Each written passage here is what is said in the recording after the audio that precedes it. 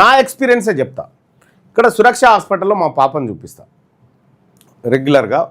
Doctor లీలా Kumar sir అని చాలామంది పేదోళ్ళకి ఫ్రీగా వైద్యం చేసేటువంటి గొప్ప డాక్టర్. ఆయన దగ్గరికి నేను హాస్పిటల్ తీసుకపోతే కొద్దిగా జలుబు అయ్యి కొంత బ్రీతింగ్ ప్రాబ్లం వస్తూ ఉంటే నేను రెయిన్బోకు తీసుకుపోయినా. సార్ ఏమన్నాడంటే కొద్దిగా అక్కడ ఫెసిలిటీస్ ఎక్కువ ఉంటాయి అక్కడ తీసుకుపోమల్లన్నా అంటే సరే అని చెప్పి తీసుకుపోయిన తర్వాత అక్కడ జాయిన్ చేసిన తర్వాత ఏమంటాడు ఆయన, కౌన్సిలింగ్ అని నన్ను పిలిచిండు. పాపం ఆయనకు నేను ఎవరో తెలియదో ఏమో మరి నాకు తెలియదు. కౌన్సిలింగ్ అని పిలిచిన తర్వాత ఏమంటాడు ఆయన, సార్ పాప పరిస్థితి చాలా క్రిటికల్గా ఉంది, మనం కొంచెం హార్డ్ వర్క్ చేయాల్సి వస్తుందని స్టార్ట్ చేసిండు. ఈ క్రిటికల్ ఏంద్రాబాయ్ అని చెప్పి నేను అన్నా. అంటే బ్రీతింగ్ ప్రాబ్లం ఉంది అది ఇది అవుతుంది అంటే ఫస్ట్ నువ్వు డిశ్చార్జ్ చేయరా అన్న. డిశ్చార్జ్ చేయించుకొని ఇంటికి తీసుకొచ్చిన మా బిడ్డ మంచిగా ఆడుకుంది, ఇప్పటికి ఆడుకుంటుంది. సరే ఇంకా దానికి వేరే ట్రీట్మెంట్లు ఉన్నాయి, అవి నేను చేయించుకుంటా, త్వరలో పోతా ఉన్నా దాని విషయంలో. కానీ గింత మోసం ఇంకా పాప బతకరాదనేటువంటి ముచ్చట చెప్పిండు నా కాడ. ఇంటికి తీసుకొస్తే ఇప్పుడు ఆడుకుంటుంది, ఇప్పుడు ఈ వార్తలు చూస్తుంటుంది కూర్చొని. సర్దికే అప్పటికి దాదాపు 2-3 లక్షల దాకా బిల్లు వేసిండు. రకరకాల దోపిడీ. ఇక నేను ఒక ఎమ్మెల్సీని, నా పరిస్థితి ఇట్లా ఉంటే సాధారణ ప్రజల పరిస్థితి ఎట్లా ఉంటుంది మీరు ఒకసారి ఆలోచన చేయండి.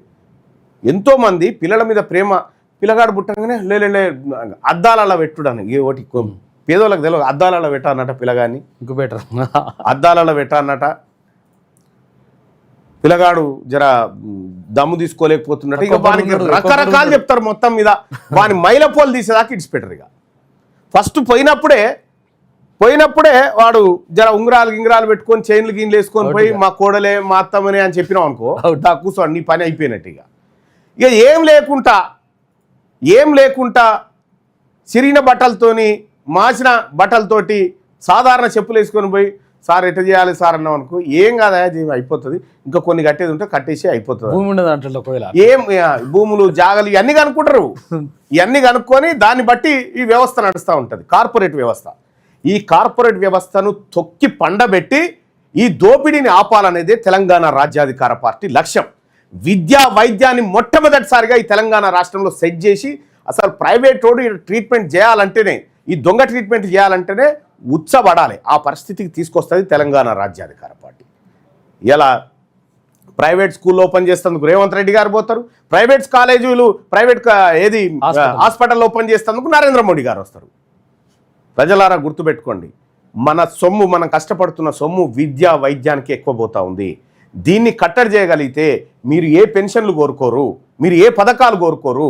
ఎందుకంటే డబ్బంతా మీ దగ్గరే మిగులుతూ ఉంటుంది. అప్పుడు మీరే మీ కాళ్ళ మీద నిలబడేటువంటి పరిస్థితి వస్తుంది.